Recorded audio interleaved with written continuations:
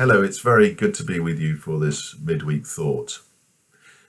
2 or 3 weeks ago, my wife Laura and I had the great joy of being able to go to France to see our daughter. And it's the first time we've been over there in 2 years, but obviously because of COVID. Now, our daughter lives in a very beautiful part of the world. She lives in the French Alps, and at this time of the year, with all the trees and the different colours, it was particularly beautiful. And we had some nice walks, and of course it was lovely to spend time with our daughter. But while we were there, we visited a monastery. Well, in fact, it was the museum of the monastery, because you can't actually go to the monastery because it's a silent order.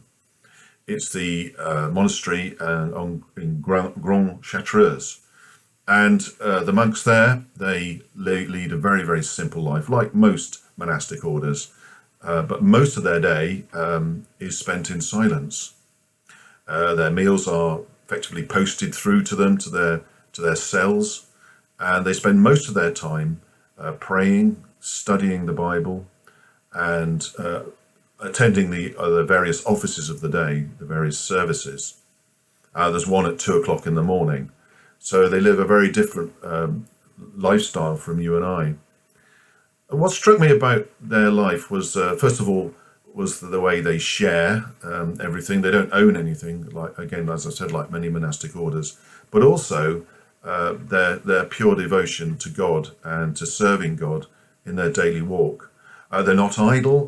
They have workshops, and they produce their drink, chartreuse. I think for me, when I got home, and like a lot of people, I've got a lot of stuff. I've got a lot of clutter,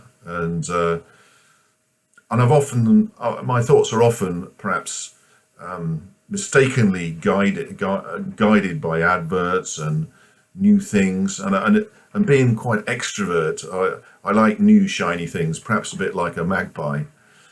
But it really made me think that my lifestyle probably needs to be slimmed down somewhat. And it also made me think about where my heart is and where my treasure is. And Jesus says, where your treasure is, that's where your heart is. And so often, even as Christians, we can get caught up in the world's values and wanting all the stuff that everybody else wants. So for me, that time spent understanding about that particular monastery helped me reassess what my life is about and where my treasure should be. It also made me go to that passage in Matthew chapter 6 about worrying about our life, and so many of us, we do worry about things, and we worry about, perhaps me, I'll probably be worried about my pension. If you're at work, you might be worried about continuing to have an income, or we worry about so many things. And Jesus says this, I tell you, do not worry about your life, what you will eat or drink, or about your body, what you will wear. Is not life more than food, and the body more than clothes? Look at the birds of the air, they do not sow or reap or store away in barns, and yet your heavenly Father feeds them. Are you not much more valuable than they? Can any one of you, by worrying, add a single hour to your life? What those verses are saying is that we should be entirely dependent on God and not allow ourselves to get too dependent on the things of the world or caught up with the things of the world.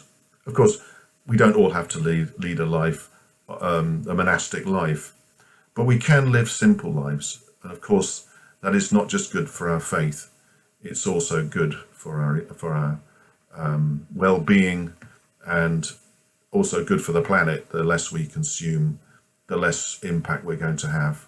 So quite a lot came from that visit to the monastery, and I hope this morning you find that helpful. God bless.